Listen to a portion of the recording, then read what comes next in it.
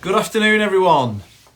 It's that time again. It's Wednesday, it's 4 o'clock. It's our last episode of the year. This afternoon, I'm delighted that I'm going to be joined by Billy Brand, who left Queggs 10 years ago. I'm now just going to invite him. So I know he's waiting, ready for me to do. Good afternoon to those joining. So as I was just saying, Billy Brand will be joining us shortly. And Billy left Queggs in 2012. He's a chartered engineer. So I'm going to get him to tell us all about that in a few moments. And as I also was just saying, this is our last one of the year. We'll be back in September for season 2. Still hoping Billy can find his way in.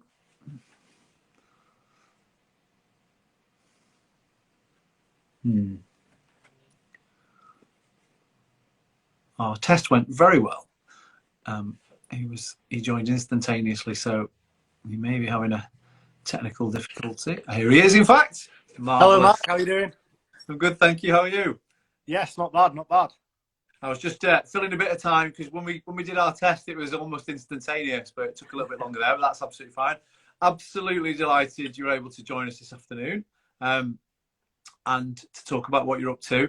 I was just explaining to the early joiners that you are, in fact, a chartered engineer, having left Queggs 10 years ago after doing A-levels in maths, physics and DT. I remember being one of your teachers back in the day, and an AS level, and general studies as well, an AS level in fine art.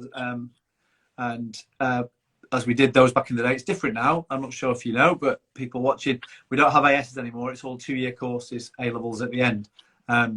But you did the modular courses back in those days, and that was the expectation. So tell us a bit, please, about being a chartered engineer. What does the day job involve? And then we'll build up to how you got from being here to being there, as it were, and explore the journey on the way, if that's okay.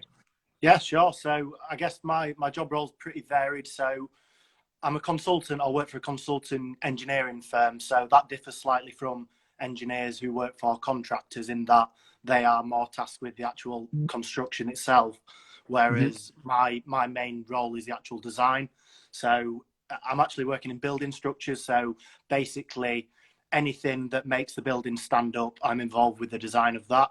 So it could be calculations, sketches, drawings, all the early stage stuff like that. But then I also get to go to site to make sure what's being constructed is actually in line with what I've designed. So yeah, so it's very varied. No day's the same, and I guess that's why I like it so much. That sounds brilliant. And the journey to get there. So at what point did you think I'm going to be an engineer? Where in your career through school did that start to feature as a possible, or is it something that went back quite a long time? Yeah, I mean, I'd always been interested in kind of design in many different forms, and also always interested in buildings, kind of, historic buildings and architecture.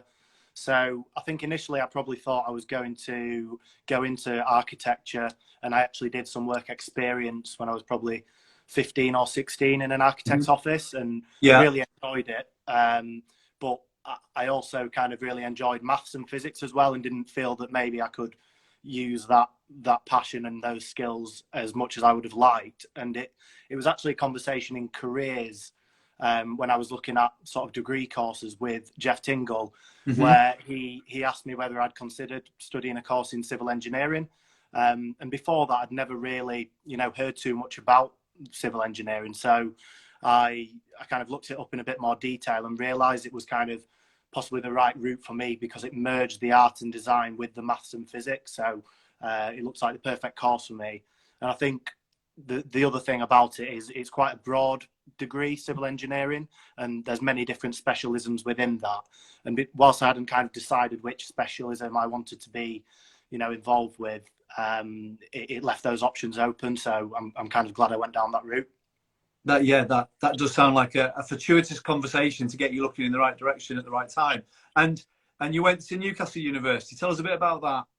So got fond memories of university? Yeah, no, absolutely. Yeah, I mean, Newcastle was great. I'd kind of been to the city a few times prior to going to uni there, and had like you know, my sister was up at Durham, so she'd been up to Newcastle a little bit and always talked about how much she enjoyed it. So it was a city that was appealing in itself, but then, you know, the course as well, as I mentioned, was quite appealing in that it was very broad. Some are a little bit more, some are a little bit more niche. But yeah, so I did a 4-year MEng degree up there. So between 2012 and 2016, and just, yeah, absolutely loved my time up there. Everything about it, fantastic city, great nightlife, really compact. You know, you can walk everywhere. The people are friendly. There was also quite a few people from Queggs who made the journey to the northeast, so I was able to keep in touch with some of my best friends, which was nice. But then, yeah, the course itself was fantastic. Lots of different kind of modules covering all different things. Got the chance to kind of do some modules where we got to go abroad and kind of work on some projects with NGOs, sort of charities and things. So, you know, the one that I did was actually in Borneo, so I spent 3 weeks out in Borneo. So yeah, brilliant time, great course, and I'm glad I chose that. That sounds like a brilliant opportunity. Yeah, Newcastle and Northumbria are still popular destinations from Queggs. You'll be pleased to hear that there's always a few lads headed to the northeast every summer. And you mentioned being able to get abroad. What's the difference, so for people who don't understand, the difference between a BEng and an MEng? It's the extra year, but what else happens as part of that? Yeah, so I mean, so the MEng is an integrated master's. So most masters, you know, when you think of MScs or whatever, they are kind of additional. People normally study a BSc and then go on to do an MSc. So they're kind of 2 qualifications. So the MEng, which is specific to engineering, is a 4-year integrated master's course. So you don't get a BEng and an MEng, you just get the MEng.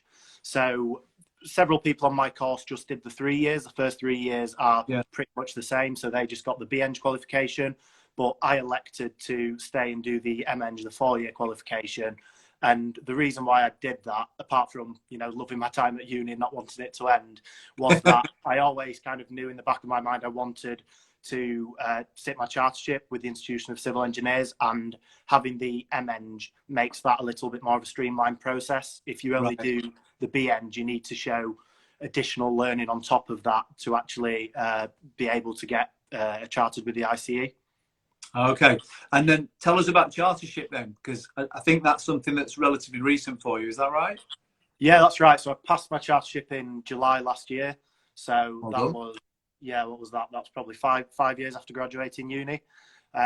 So it's something that I always kind of had a focus on after I graduated. It was always like the next step, if you will. But essentially, it just involves, over those 5 years since I graduated, keeping a log of all my evidence of all the work that I've done, and you need to basically satisfy 9, I think it's now actually 7 key attributes, which the Institution of Civil Engineers, or ICE, set. And then once you've got all the evidence together, you get it signed off. You get somebody within your company and also somebody who works for the ICE to agree that you've reached the level of competency required. And then you have to sit an exam as well, which is a bit of an interview kind of, and then also a written exam, which just shows that you've got the experience to be called a chartered engineer. And now it's not really changed much day to day. You know, I still perform exactly the same job role as I did before, but what it does, it just gives, I guess, clients and people who you work with a little bit more satisfaction that you've met, you know, the level required to kind of act independently and make those decisions. And if I was to ever, you know, set up my own practice, for example, it's probably something that you would need to have, or certainly it would be beneficial to have. So you're an established professional in your own field, and that's the ticket to explain to people that that's what's happened. That's brilliant. So the things that you're working on at the moment, have you got any particular interests or any particular jobs that you really like to get? What's your favourite thing, that, because you said it's very varied, so what particular things do you like to get, or would you seek to get in the future? What particular areas of interest have you got in your field? Yeah, I mean, I think I find the most interesting projects that I work on in the building structures field are existing buildings. So I've worked on several kind of listed buildings in the past where, you know, you're either refurbishing them or extending them and things like that. And it's a really cool process where, you know, you root out all the archive drawings, some of which are some of the buildings I've worked on sort of from the 1800s. So you find all the amazing like hand drawn drawings, and you have to then piece together how the building was designed to work and how it's currently working. And then, you know, it might be that you're adding an extra story or two on top of that building. So it's how do I go about justifying that this existing building, which there are no calculations for, just some scrappy old drawings, how can we actually justify adding another 2 stories onto that? Yeah. So those types of things are really interesting. But then on the other side of things, you know, working on super kind of high-end new sustainable buildings, which are achieving, you know, net zero carbon and things like that by using timber and really being materially efficient, they're really challenging as well in their own right. So across the board, really, you know, I work with all different materials, buildings of all ages. I think that's what I enjoy doing. I wouldn't want to be pigeonholed into one particular type of building. I mean, that sounds like a massive range right there, just from 1800s to the most modern challenges that you can have. I mean, is there quite a big push at the moment for new buildings to be, I mean, I believe there is, sustainable and thinking about net zero? What limitations does that place on you? What are the challenges to dealing with those kinds of, because there's quite a lot of legislation, isn't there? I imagine. There is. They're actually introducing a new part to the building regulations, which will basically put in law essentially that, you know, buildings need to achieve a certain embodied carbon and kind of occupational carbon outputs. It's not currently kind of in law in the UK, but it's something that's certainly still being pushed by clients, architects, ourselves, just to try and be as materially efficient as we can. So I guess for me as a structural engineer, around, you know, 50% of a building's embodied carbon will be in the structure. So Wow. The way that we can actually really help reduce that and help the country and the world meet the net zero carbon targets is by being really materially efficient. So not over specifying materials, not just saying, oh, let's make this slab 300 millimeters deep because that's what we did before. It's thinking, can we make it thinner? Even if it's only 270 millimeters thick, you've saved 10% carbon right there. And then it's also thinking as well, the most sustainable building is one that's already been built. So that's quite a big like buzz phrase in the industry at the minute. So when a client comes to us and says, I've got this old 1970s building, I want to knock it down and put this big shiny new office there, we as engineers and architects are now going back to them and saying, hang on a minute, that's not the best thing to do. Why don't we keep what's there, or keep as much of it as we can and work with it to save, you know, knocking it down, installing new foundations, etc. So that's really kind of a big thing at the minute. That's really interesting. I wouldn't have thought of that as an angle, but of course, right, it's much more sustainable that way. But yeah, I guess the appeal for clients is, oh well, we can start fresh. We can start. That there'll be greater challenges in reworking a building, as you've already described. So, constant conflict and challenge, I imagine, in what to keep and what to go. Really interesting. And therefore, I mean, you mentioned legislation there. How much of a challenge is it for you keeping up to date with regulations? They're changing. I mean, you work internationally. I imagine you've talked about that already. You know, things like Brexit. What sort of effect is that having on has it had on your working life? Yeah, you know? Massively. Yeah, massively. I think, you know, even in the relatively short space of time I've been in the industry, sort of 6 years now, I've seen a massive change. So as you mentioned, Brexit and the impacts that's had on sort of labour and things like that, you know, there's much less labour around to actually build things. So now we're really trying to push modern methods of construction, which involves a lot of off-site manufacture, which means that the need for labour on site is actually reduced because you're building things in a factory. So that's just one example of how you actually go around solving a problem. Similarly, during COVID, you know, material supply has been a massive problem. Just getting timber from Scandinavia, for example, or steel from the continent. These are all things that, you know, have sometimes influenced what you actually use to design. So there's been several projects I've worked on where it, for example, was a steel frame, but because of the problems with supply and prices, the client has then said, actually, we need to change this to a concrete frame because that's more readily available in the UK.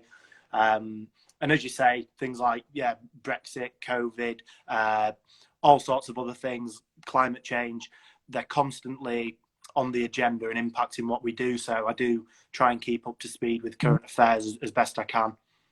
Yeah, I imagine that's a challenge constantly because you don't know what's around the corner and how it's going to affect you, but clearly it is doing daily and weekly. I mean, one thing that springs to mind, for example, thinking about buildings, you hear it on the news regularly. It references back to Grenfell, but you know the change in regulations around fire safety. How does that? I mean, I imagine again that's a huge part of what you do in the safety side as well as the structural side. Yeah, absolutely. I mean, it's fire engineering is its own discipline in its own right, but generally we have fire engineers on projects who will input into our design and the architect's design and the fire strategy as a whole. But we very much need to be aware of how to design things to cope with fire. So different buildings, depending on their heights, have different fire rating requirements. So a really tall building, you'll need to justify that the building structure can stay stable and solid for sort of 2 hours, maybe even more. Whereas, a single-story building, it might only be 30 minutes. But there's also conflicts of interest in how we'd go about designing things because, as I mentioned before, we're wanting to push this sustainability agenda, which quite often involves trying to promote the use of timber.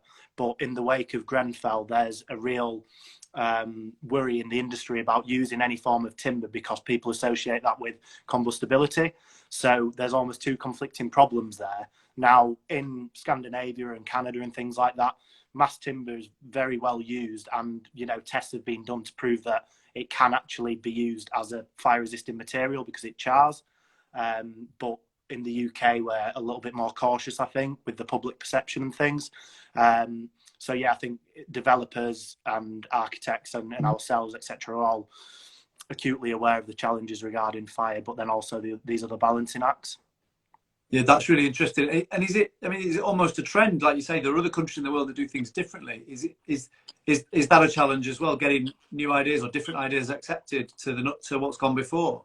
Yeah, no, absolutely. Yeah, and like I say, there's legislation. There's legislation kind of hurdles. There's client hurdles. There's pricing hurdles because the most sustainable design is not always the cheapest, or quite often it's the most expensive.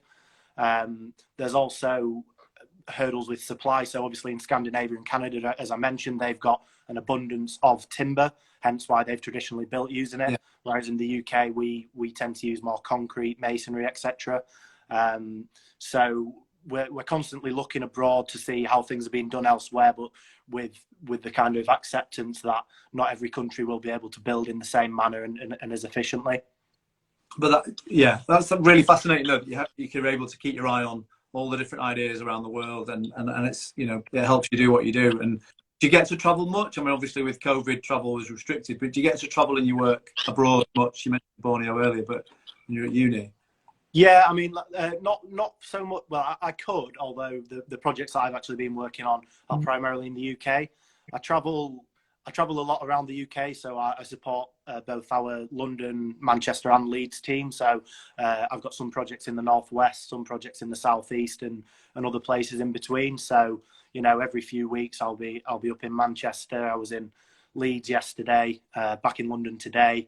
So within the UK, certainly, although as a job role in general, it's you can easily travel abroad. I think it is one of those professions where there is work all around. Places in particular like Australia constantly crying out for civil engineers, and having a degree from an English university and also being chartered with the Institution of Civil Engineers, which is the largest engineering or civil engineering body in the world.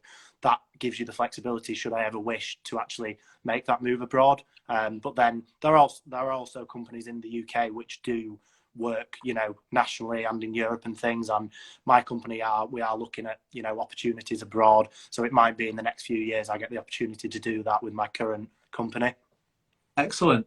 You mentioned projects. So typically, you know, today, how many projects have you got open? How many things are you worrying about? How many plates are you juggling? Yeah, that's the hard thing, I guess, about our job as a consultant. You know, quite often with contractors, they're on site, they're focused on that particular project in hand, whereas I'm typically working on maybe 3 to 5 projects, which are all at different stages. Mm-hmm. So it may be that, you know, one project I'm just actually submitting a fee proposal for us to hopefully win the work. In the same day, I might be working on concept designs for another project, thinking about very high level, how do we think about forming this structure, what materials do we use, things like that. Another project may be in the really detailed design stages where I'm working with suppliers and things to iron out the really minutiae details. And Mm-hmm. then one project may be on site where I'm getting calls from a contractor saying something's gone wrong on site, can you come and take a look? So I've constantly got projects on all of those different kind of levels. So it's hard to keep up, you know, with all these different things. Remember who's who. What did I do on that project? Oh no, that was that project. So it is a challenge. Probably one of the more challenging things in the job. That does sound like it, definitely. And as you say, projects end and new people start, new things start. You've got to keep on top of it. Do you have a team that you work with you, or are you kind of a loner in that? Yeah. So I mean, so my company, Civic Engineers, we're about 160 people strong across the UK, and around, I'd say probably around 90 of that is structural engineers. Right. So we get split into teams. Essentially, the hierarchy is there's generally, you know, directors who sit at the top, and below those are associates who are sort of team leaders, and then I sit within a team led by an associate. So I'm a chartered engineer. Then working alongside me, there will be design engineers and graduate engineers. We're also maybe potentially apprentices as well. So in my team, there's around 6 of us. So I'll work with different people from within the team on different projects, but also a lot of cross-team working as well, depending on capacity and resourcing. And we also work quite closely with our kind of other teams within the company who aren't structural engineers, such as urban infrastructure engineers who deal with below ground drainage and things like that. So yeah, it's constantly, you know, working with different teams and things like that. So it's never like I'm working with the same people day in, day out. Brilliant. Looking back for a bit then, back to school, you talked about when you had the idea and how your subjects very naturally actually and your interests fed you towards what you want to do. Have you got any advice for potential, you know, young aspiring engineers who might be thinking about that could I like the sound of that could work for me? What sort of things would you think either that you wish you'd known about back then, or you would think you would advise them from, you know, 10 years out of school? What advice have you got for potential young engineers to be thinking about now? Yeah, well, I'd say first and foremost, I'm a big advocate for getting work experience wherever possible. And that doesn't necessarily need to be in engineering itself. Like I say, my first work experience was with an architect's and town planner's office, and that was invaluable. I learned things, but equally it told me what maybe I thought was missing from those job roles. So I think as much experience in different fields as possible is great. And I think another thing that really worked in my favour is choosing relatively broad A-level topics. So maths, physics, design, technology enabled me, you know, when I did come to choose a course, I could have probably gone into a whole plethora of different things. I could have chose many different courses with those.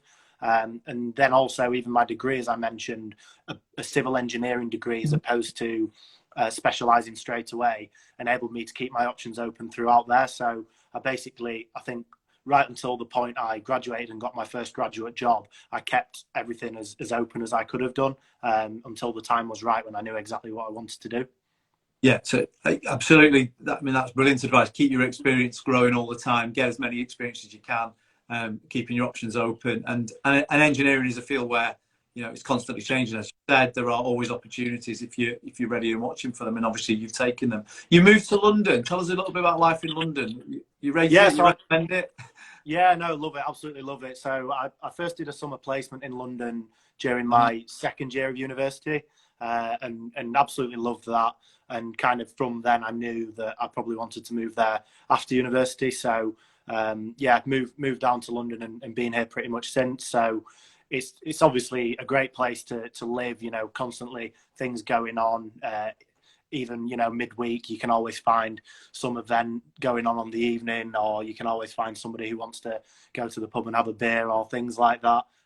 But then in terms of working in construction, it's probably the most dynamic and challenging and exciting place in the UK, just given the money in kind of construction and development here, and also the kind of constraints. You know, working in central London, there's no greenfield sites where you're just building on a field and there's nothing around it or below it.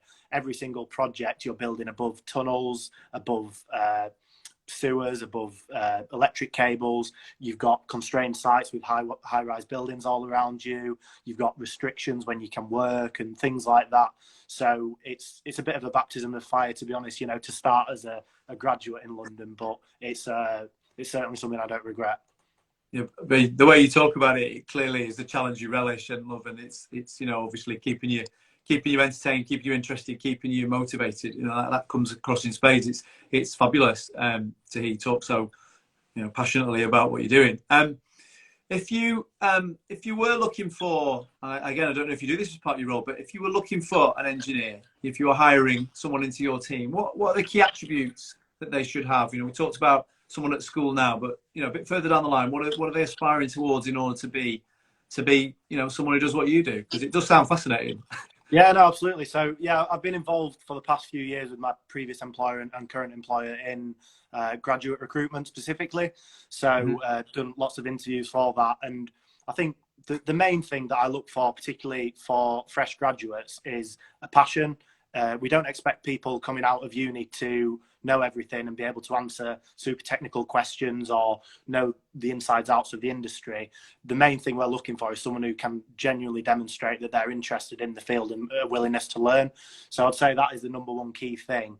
I think secondly, I always find it impressive when people come prepared. You know, if they turn up to an interview and they don't know much about the company that they're applying for, or they haven't actually put together, say, a couple of slides of work that they may have done at uni, it's always a little bit harder to engage with them. Whereas if they just put down 1 or 2 pages of some relevant uni project work, for example, or even they may have done some sketches in their own time of some buildings or something that interests them, just to be able to talk through that always really helps.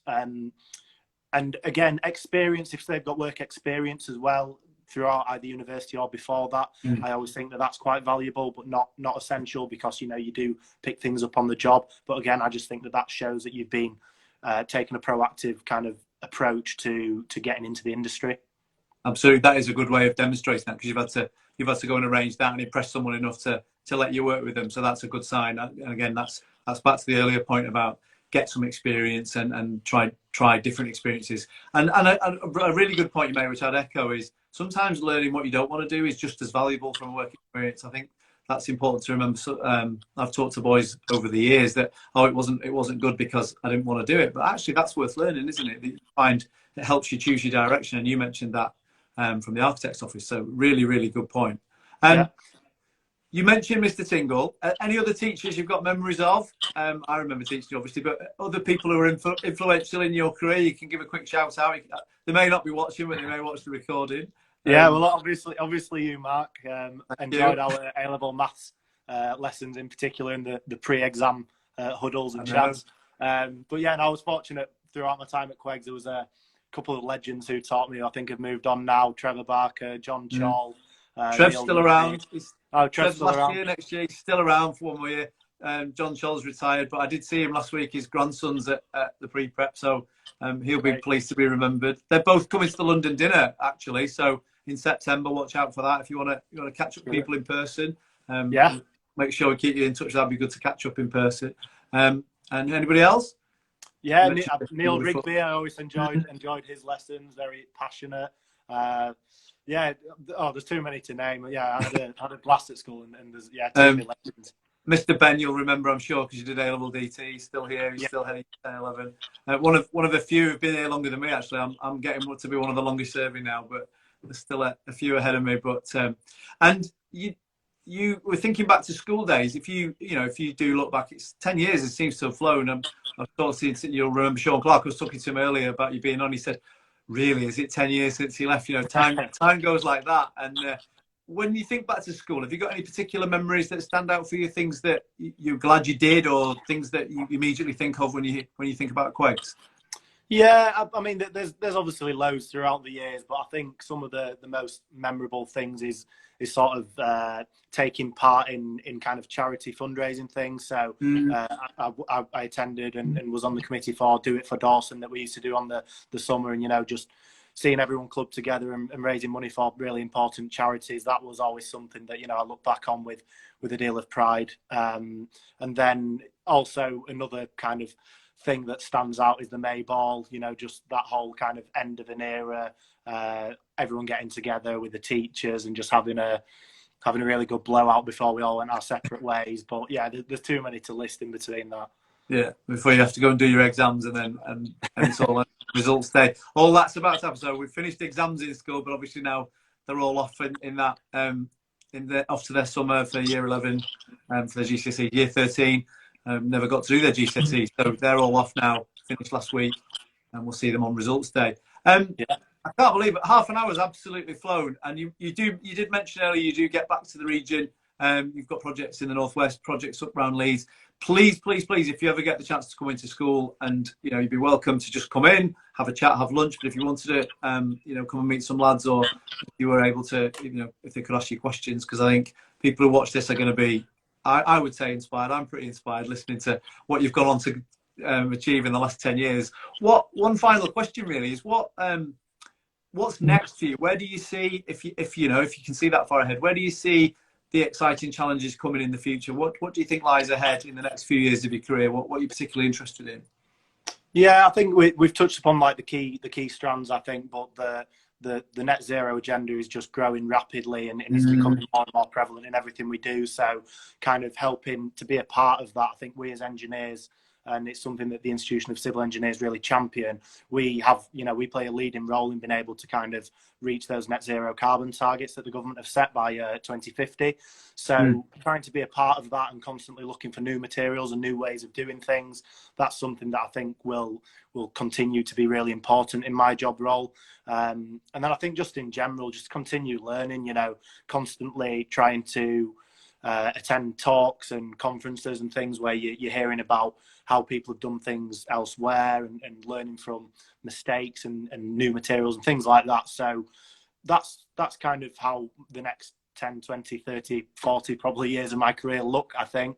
And I think further down the line, I may look to set up my own practice, but not yet. You know, I'm enjoying doing what I'm doing for now, and enjoying working kind of in the company that I am. But I think further down the line, that's something I could well do, and watch this space. Absolutely. Well, keep us in the loop with that. I'm absolutely delighted you're able to join us this afternoon.